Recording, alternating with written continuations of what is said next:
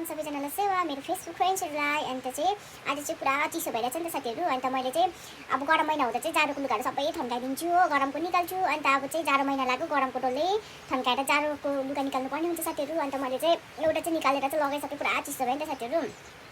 अन्त चाहिँ अहिले चाहिँ म अब रुम सफा गर्नु लागेको साथीहरू हो। अब बाहिरको काम गर्नु भने पानी पुरा पर्दैछ, अन्त त्यही भएर चाहिँ म भित्र मेरो रुमहरू सफा गर्दै बस्छु भनेर चाहिँ अब सफा गर्नु लागेको साथीहरू। अन्त मेरो अब पहिला भनौँ न, पहिला नानी हुनुभन्दा अगाडि चाहिँ अब नानी पेटमै हुँदा चाहिँ मैले चाहिँ अब डलहरू पुरा किनेको थिएँ नि त साथीहरू हो। अन्त त्यो डलहरू देखाउँछु, त्यो सोकेसहरू पनि सबै सफा गर्नु पऱ्यो भनेर अब चाहिँ म सबै डलहरू निकाल्छु साथीहरू।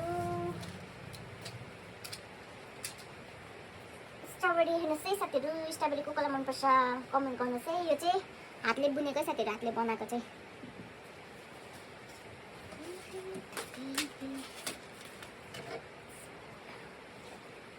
यो डग चाहिँ नि साथीहरू यो नानीको बर्थडेमा चाहिँ दिएको मेरो पढाएको बहिनीले हो। अन्त यो चाहिँ मैले किनेको।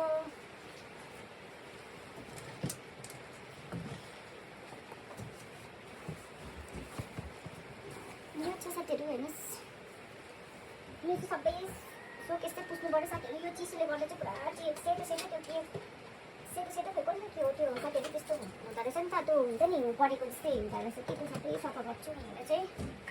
मेरो छोरीको चस्मा हेर्नु न कस्तो क्युट छ है।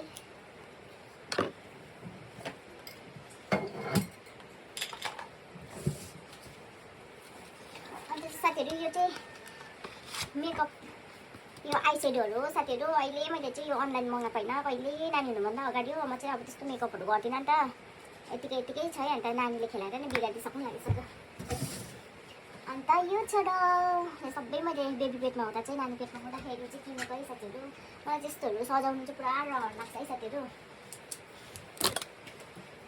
यो छ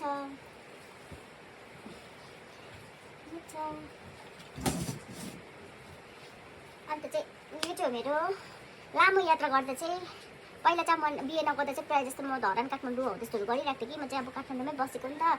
अन्त त्यतिखेर चाहिँ मैले किनेको यो, अन्त यतै लिएर आएको। यो चाहिँ मलाई माया लाग्यो नि त, अन्त अस्ति नै चाहिँ लिएर आएको माइतबाट। यो छ, यो क्युट छ साथीहरू। अन्त यिनीहरू छ है साथीहरू।